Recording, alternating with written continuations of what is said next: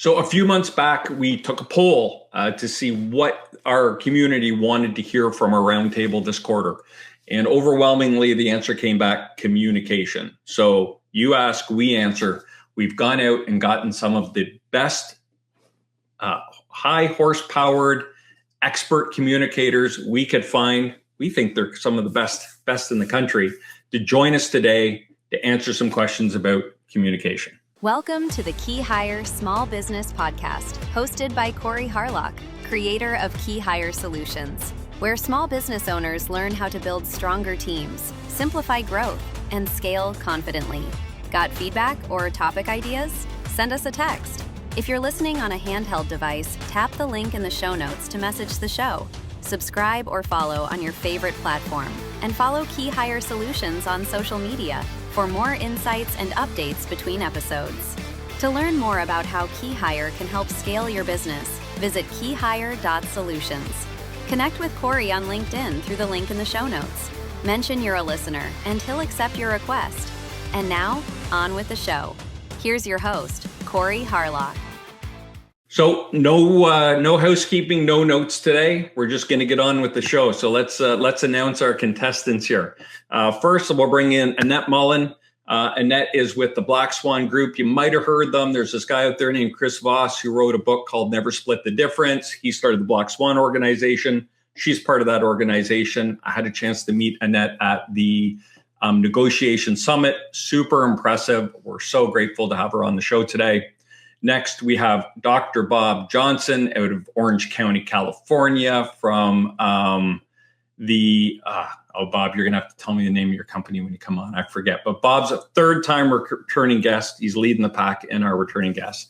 We have Janneh Wright out of New York City. Janneh was on our show back in September talking about the 3 C's of culture for your company. This is a great episode, well received. And finally, we have Shannon Minifie out of Toronto, who was a guest on our 100th episode, and we talked about the Advice Monster. It was a great, well-received episode too. So Matt, start bringing them in. Welcome, everyone.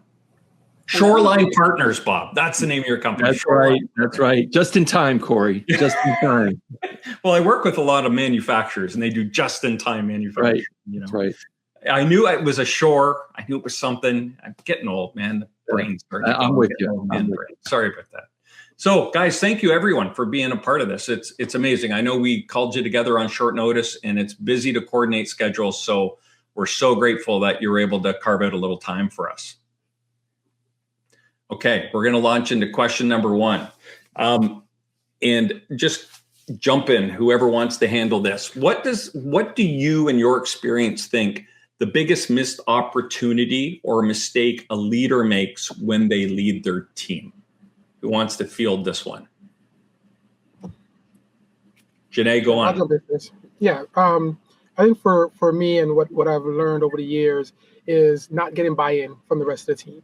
I think trying to talk to a team and not giving them, telling them what to do without actually giving them a reason that's important, a reason that's connected, right? I think it's if they're not your children, you can't tell them because I said so. So you really have to give them a reason for things to happen. That way, if they get that buy-in, they will actually react and respond in such a way that benefits the organization. So is that kind of going back to the here's why I want you to do this versus the just do this mentality? Exactly. Anyone else?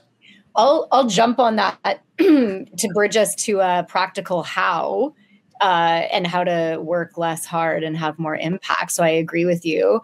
And I think that the very specific mistake is talking more often than leaders listen. And so you said like doing less directing, right? Asking more questions instead of giving more direction, asking questions that lead people to what direction they should take. And then that's the way that they find out how they're going to execute against your vision and have some ownership and participation and agency in that. Shannon, you're calling back to the Advice Monster. I remember. The Advice Monster is the thing that gets in the way of that. You're right. Yeah. Very cool. But I'm drawing on what we do here at Box of Crayons. That's right. Yeah. Anyone else? Yeah. At Black Swan, we teach one thing. It's tactile empathy first. And people so often change the sequencing where they want to speak first. They want to do a pitch first. Instead, we teach it's about them first. It's actually understanding your team's goals, their motivations, what they're looking for. And once your team feels heard and understood, then you're able to lead them. My biggest leadership mistakes are when I came in with an agenda first. I made assumptions instead of getting to know my team. Those were just miserable failures. And that's where you learn, is learning about them first, getting to understand what drives them, and then you're able to change your approach so they're open and they're able to move with you.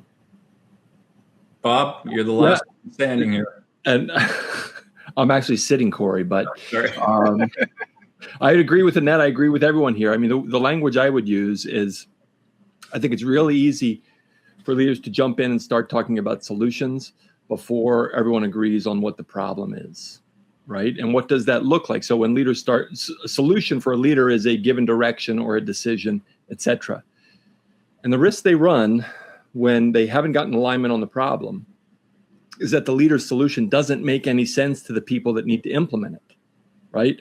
And that damages the leader's credibility and ultimately the momentum and buy-in for the initiative. So my basic advice is stop talking about solutions and start agreeing on the problem to be solved. Now, when leaders do that, I find that they discover that the problem isn't as simple as they thought, right? It actually becomes a little more complicated. But I think that teams that are aligned on more complicated problems together will do a much better job than leaders trying to solve problems that they think are more simple than they actually are. Yeah, one thing I'll say, because I've been going through this for a while, and part of this conversation of how to communicate with your staff or with your team is kind of counterintuitive to being an entrepreneur, right? We answer questions, we solve problems immediately. We don't have time to sit and think and develop all these things. So, I want anyone who's listening to understand this is not an easy thing to do, right? It's not you gotta practice this. This takes time to get to that point. Because like I said, as an entrepreneur, you're going to solve a problem today. You don't have time to sit and come up with a long-term solution. But that is also contributed to creating a healthy team. It's such a good point, because so many small business owners that you talk to, you're right, they're fighting fires all the time. And they think of this as, I don't have time to go through this. And it's that kind of, I'll save some time up front. But what they don't realize is at the back end of this, they're going to be banging their head against the wall. They're going to waste time, miss opportunity. There's just so much. The ROI is not going to. The ROI is when you put the time in up front, right? It's lost value at the end. And I've got a quick comment on that. I'm very sympathetic to the idea of moving fast, right? I find that's a relief for me when I can move fast, and I think there are some scenarios where that works. What I tell leaders, if they find themselves or someone else in their team rolling their eyes and repeating themselves, that's a sign that they're going too fast, that people aren't on board. So that then becomes the cue to slow it down and to start to discover what the problems really are. Right. So yeah, go fast until the eye rolls and then slow it down and do some learning. Okay, so now I'm going to go right to you, Annette, because I want to say at Black Swan, as soon as you get an eye roll, what do? There's got to be a reason for that, right? You got to address it. When you see that change in behavior, you got to get curious, but you just have to. We were saying slow is smooth, smooth is fast. So slow it down and get the why behind that change behavior. Maybe it's that crossed arms, or they're just not with you. You got to figure out, well, there's a reason why they're doing this. There's a reason behind this behavior. Let's dig there. Because once again, they're not listening. If they're dealing with all that negative thoughts, they're not vibing with you. So it's really important to address it when you see it, because that shows them you're paying attention to them. Now, has anyone seen, because communication seems to be one of those, it's evolved over time, or maybe it hasn't, but depending on, I'm not a big generation person, Gen X, Gen Y, all that stuff, but it seems to be evolving.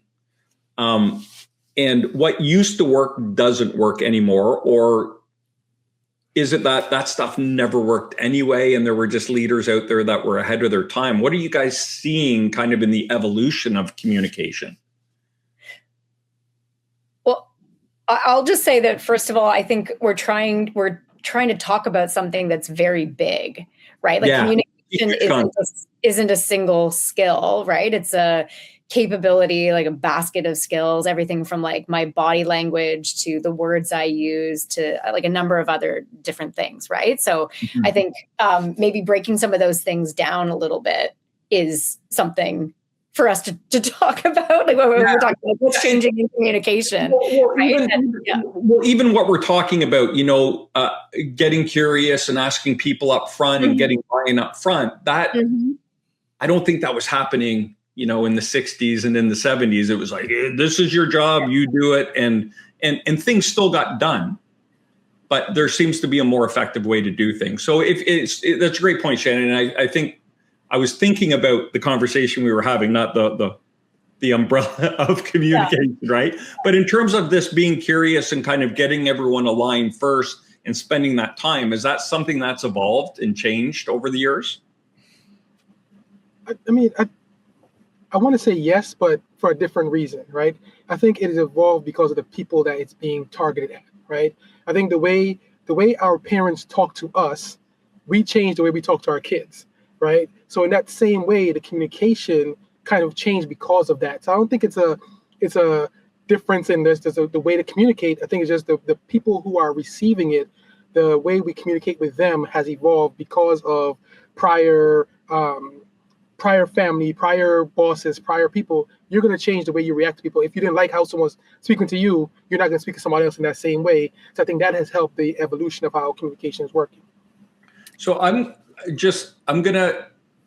I have seen in businesses, if the top dog, I've worked in corporations where the top person, and I use this example all the time, the CEO of the company used to do the 2-finger point all the time, and he used to refer to people in the third person. Now, if Corey wants to do this, Corey needs to, and he would do the 2-finger point. Soon, every manager in the company was doing a 2-finger point and referring to the person they were talking to in the third person, right? And guess who got promoted? The people that mimicked the guy who was doing the 2-finger point, not the person who was like, what are we doing here, right? So there's that side of it too. Sometimes, and we're getting into company culture, but sometimes people will mimic that because they think that's the right thing to do. Or if someone's doing that, maybe that's what they see and they value. Right. Well, I think what we're talking about is like a broad tolerance for certain forms of command and control leadership and the dynamics that have changed around people's relationship to what they will tolerate around work. And now a lot of that has to do with like the erosion of the division between work and life and the conflation of people's identity and what they do, right? Like we spend more time at work than we do at doing anything else. The idea that you are yourself a brand, always on, always accessible work means that like, hey, if I'm going to be someone who can be accessed by my boss at all hours of the day and who's expected to show up for the company in all the places that I am on social media, there is a way in which like punching the clock for 8 hours and tolerating a form of command and control leadership is not tolerable any longer. And we could go through all the historical epochs that have contributed to that, right? But and of which there are many. But I think that's the broader shift, right? And like Dan Pink, I guess, kind of was, with his Management 2.0 and AMP was like, look, this was always the case that people needed autonomy and mastery and purpose.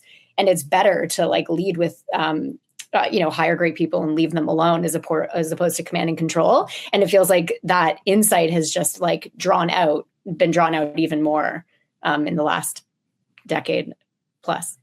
I don't know what other people think. I'm super interested to see what other people think. Yeah, I mean, I would say that it's become part of the culture, like this idea of listening and being collaborative and so on. It's become kind of part of the way people think about leadership.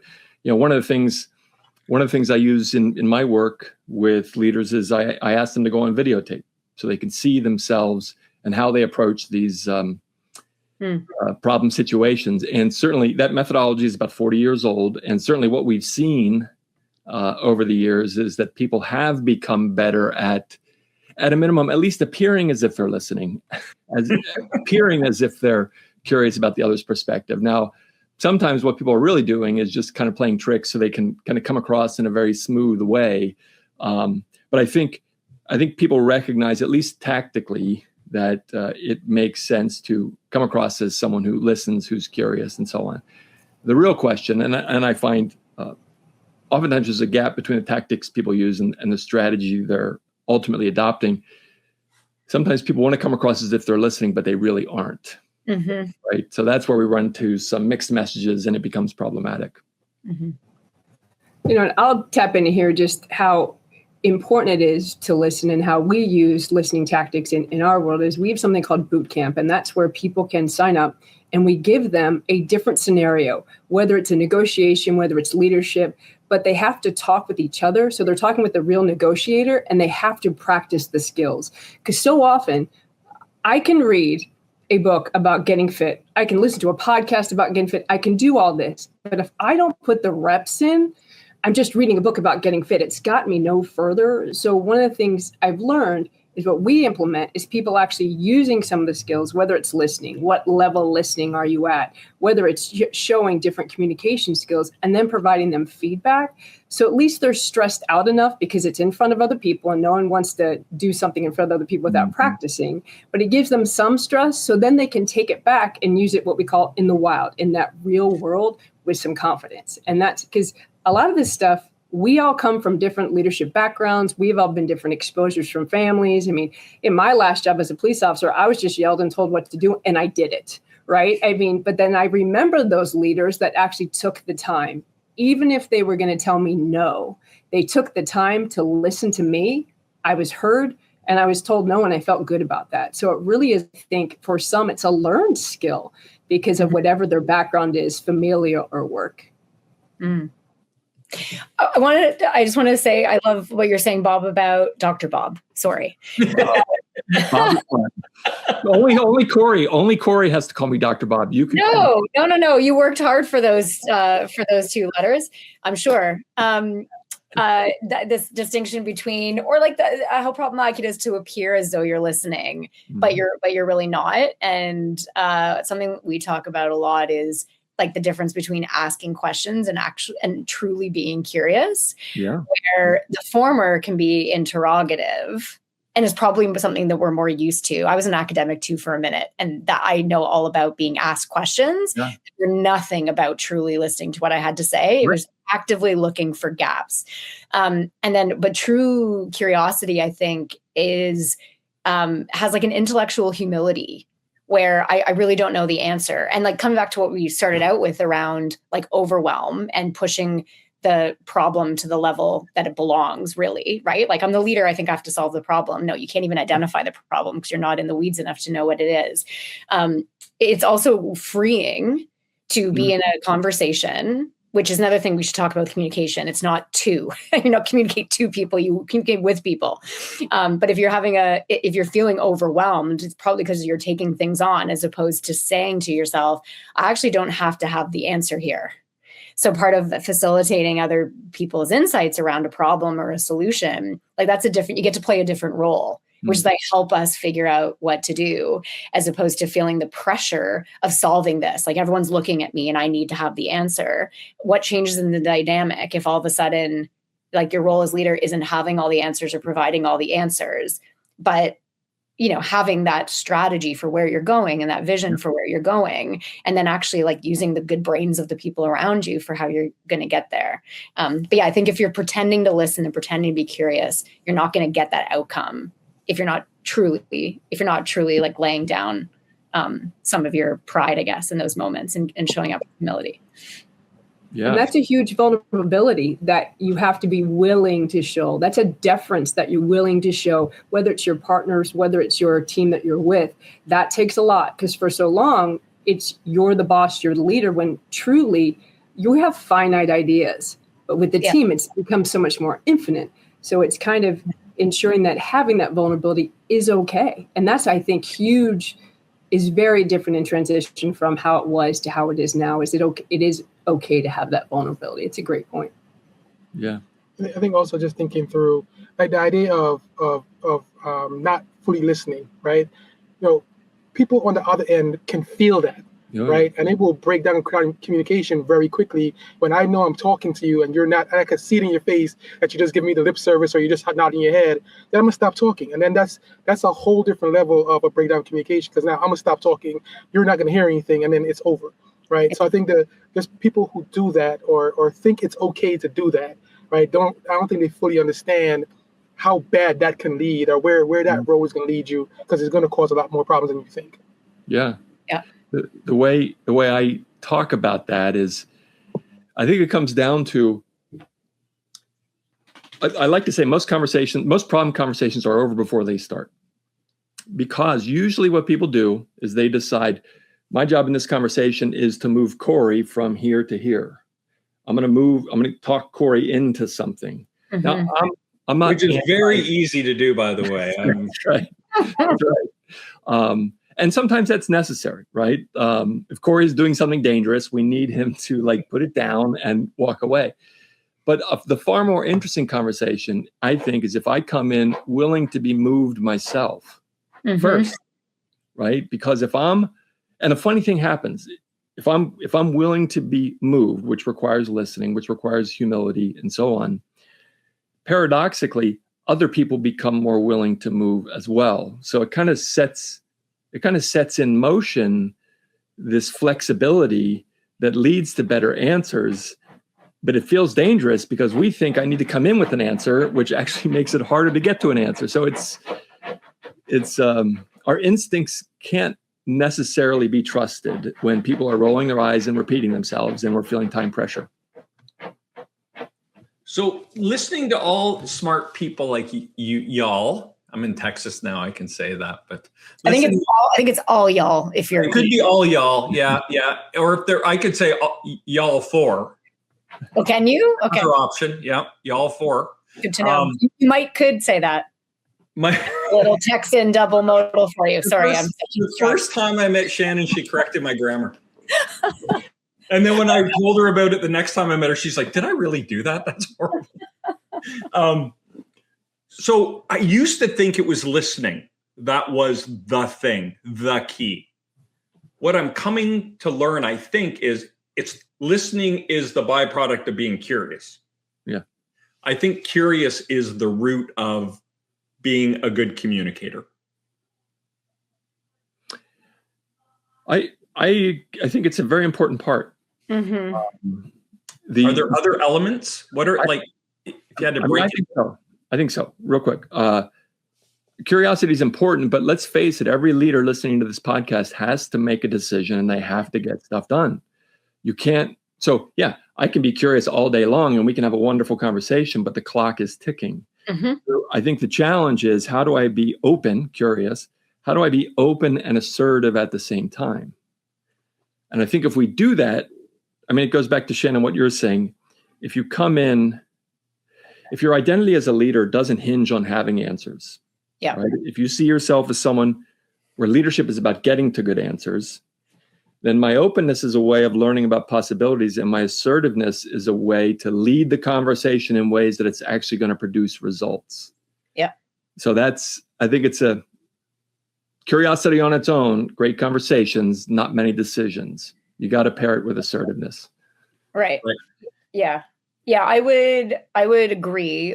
We talk about being coach-like curiosity specifically, which is about slowing down the rush to advice giving and staying curious longer. It doesn't mean you sit in curiosity forever. It means you stay curious a little longer than you want to be. You ask a couple more questions, but I think the art is in the discernment of that, right? When is your team wanting you to make a decision instead of iterate on something forever? And when is that your decision to take in your role? And when are you overstepping by taking on work or giving advice? When are you diminishing? When is telling diminishing people and also adding to your own workload? But yeah, you can't just ask questions all day long. Yeah, you eventually need to commit to something. Yeah, fair enough. There is I can't remember who created it, but I think the terminology of the 5 whys really helps with that sometimes for me, right? To try to get to like one of the things that we talk about with our clients is about getting to the root of the problem so you can create a consistent way of handling it, right? Because again, if you're always answering the questions, that means you will always be answering the questions. And if you communicate it properly, you can train someone to understand where the root of the problem is and how to fix it without you having to be involved. And one of the ways that we use that is that 5 whys mentality, where you keep asking that question, trying to drill down until we get to the actual root of the problem, rather than just trying to go in and answer the question up front. Mm-hmm.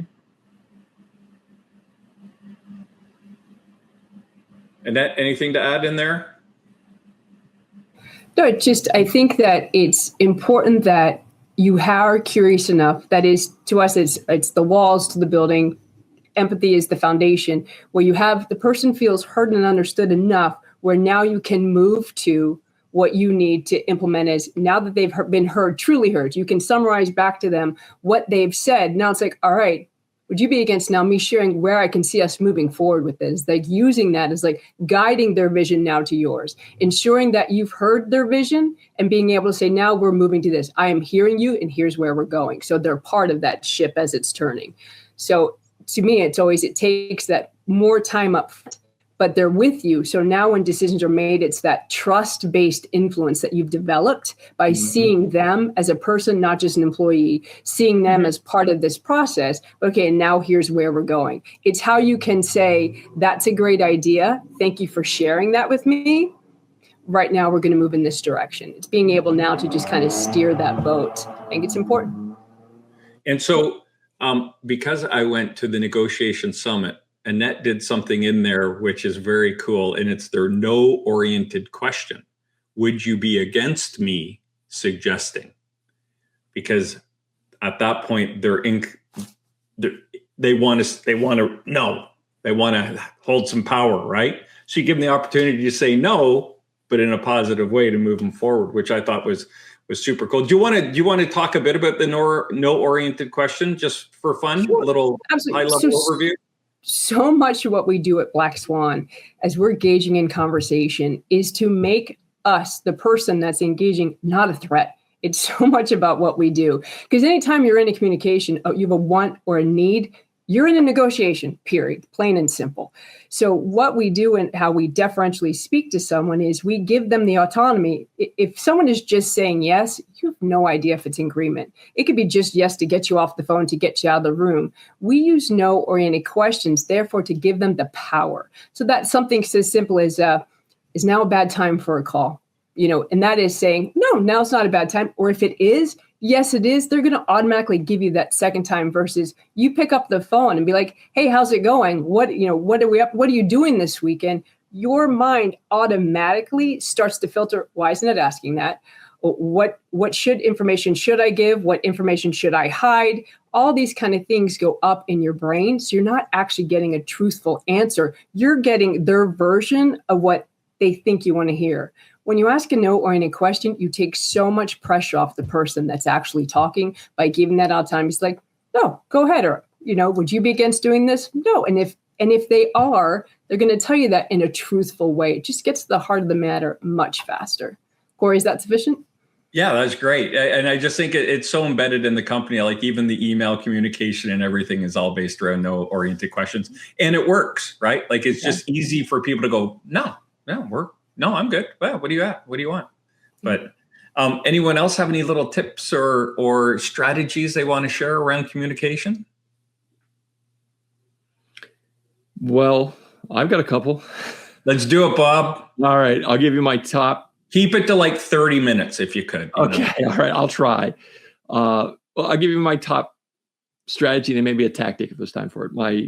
The problem I'm trying to solve, the problem I see so often is that if you have two parties, two teams, or two members of a leadership team that are in disagreement, what's going on there is both believe they're 100% right, and they are, but they forget the fact that they live in a 200% world, right? So if you have conflict between sales and operations, let's say, sales, they want to drive top line revenue. Operations, they want to be able to deliver quality to the customer.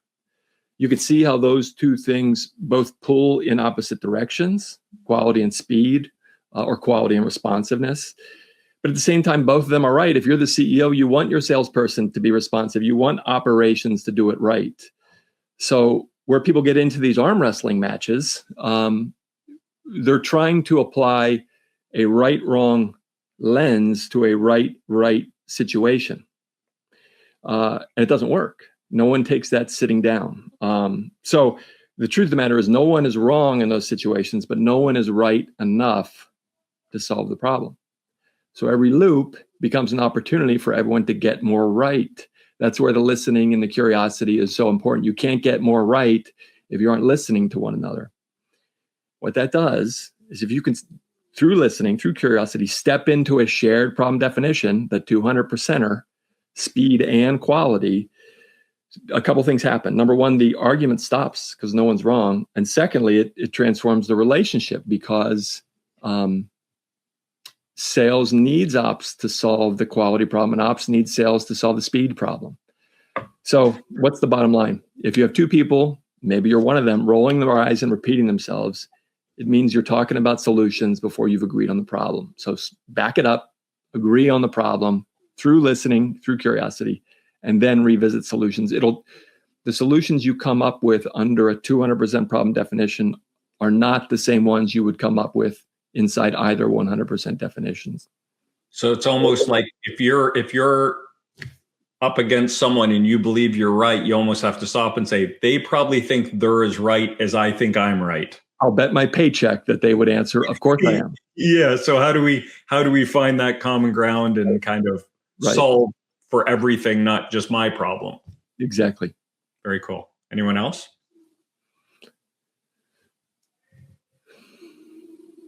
Tips, strategies? Shannon, you got to have one. Yeah, I mean, yes, in general. I was just thinking if this is, as a segue, how useful it is to some of our tips, because those are both interesting. Those are both like negotiation conflict, right? They're like slightly more heated, like the stakes seem a little bit higher. We're really focused on like the thing that people get up against is that they think they have too much, they don't have enough time to slow down and ask questions. Actually, Dr. Bobby said that before, right? Like we don't have time to ask questions all day, right? And so most of the leaders that we work with find themselves in what we call the 3 vicious circles. So they have created a dynamic within their team where people are used to coming to them with all kinds of problems, big and small. And because they're quick to give solutions to those things, they've created a kind of over-dependence on themselves. And then that creates an overwhelm for that leader. And that eventually makes them disconnected from the work that they want to do, right? Like I'm this owner operator of this company, and what am I doing here doing this work that belongs over there? And actually that's happening on the other side too, where the people on your team also feel like they no longer have agency and ownership over their work. So what we focus really specifically on being aware of that tendency and just to actively self-manage that behavioral tendency to jump into advice. Like what's driving it? What does advice look like? It doesn't always look like advice. It can look like control, subtle control. It can look, it's not actually as explicit as giving advice. It takes a few different forms. So being aware of that. And then the way to kind of counter that, the really tactical thing that we teach is just the specific questions to ask. So actually maybe this could connect to what you were just saying, Bob, about like if you're trying to solution together, how do you stay curious in a way that's trying to stay open-minded, right? Because also if we all agree, we don't all need to be here, right? So it's a good thing. It's good that those people disagree. But you could think, you could use questions like, okay, what's the easiest thing to do? What's the obvious thing to do? If I had no fear, what would I do? What's the counterintuitive thing to do? And some of these might work better in like a one-to-one conversation than 2 people working on a problem. But I bet some of those things, if you can take the problem away from being each other and like set it beside you as something that you're working on together, some of those questions applied to those challenges might be helpful. But yeah, we're really, really squarely focused on giving people the questions to ask so they can just memorize some questions. And they don't have to think about it. They don't have to worry about it taking too much time, and they don't have to worry about getting the questions wrong. Awesome. Janneh, did you have anything? Sure. When I'm working with teams, one of the things I like to do is kind of like, I call it stacking wins, right? I think there's this idea of in any conversation, there's always going to be similarities. There's always going to be things that people can agree on. So I like to stack those up front. I like to get people really comfortable with each other. They're getting all cheery and everybody's happy. And then we can start finding what the real problem is, and we can start really homing in on it. But I think if everyone's looking at their entire scope of an issue, and as Dr. Bob said, in 2 different 100%, it's going to be harder than me breaking down the ones that are not an issue. Let's get rid of all the problems that we all feel is aligned. We need to raise more money. We need to do certain things. These are easy parts. Now let's fine tune to where the problem is, and then it makes the essence of what needs to be done a lot smaller than everyone is thinking in their head. So for me, like when you start stacking up the wins up front, right, it gives everybody a little bit more ease to go after the big problem, which is that little small nugget that's in the middle of it. Get them feeling good before you get into the hard stuff. Now, Annette, I kind of set you up. Was there any other tip or strategy you wanted to share? I didn't give you much of a choice. But hey, I'm okay with that. Remember, I'm a listener. I'm going to roll with it because we don't do scripts at Black Swan. We are a big believer because everybody wants scripts.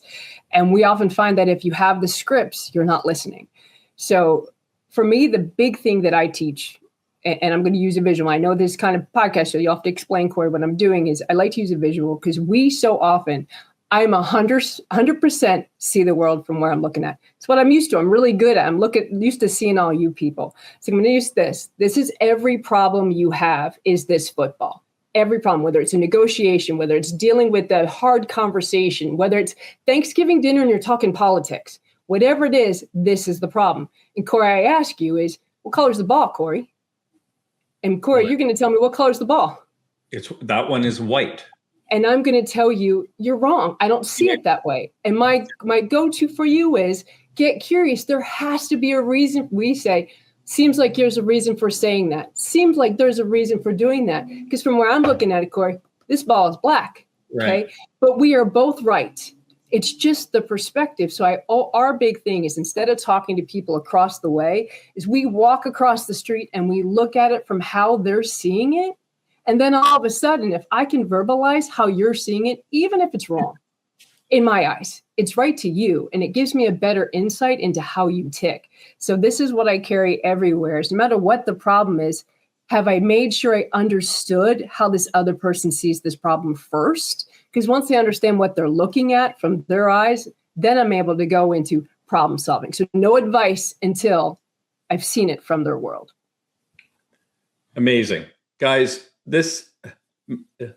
and ladies, this has been amazing. And I feel like I'm a bit of an insider, a bit of a mole, because I know your backgrounds and you guys don't know each other's backgrounds, right? So, Annette, you're a former law enforcement, Bob's former military, Shannon, you're a former academic, right? And teacher. And Janneh, you're the one, I don't know what your personal background is. How did you get into this? I started my company just based off of my experience as an accountant and as an economist, and I started going from there.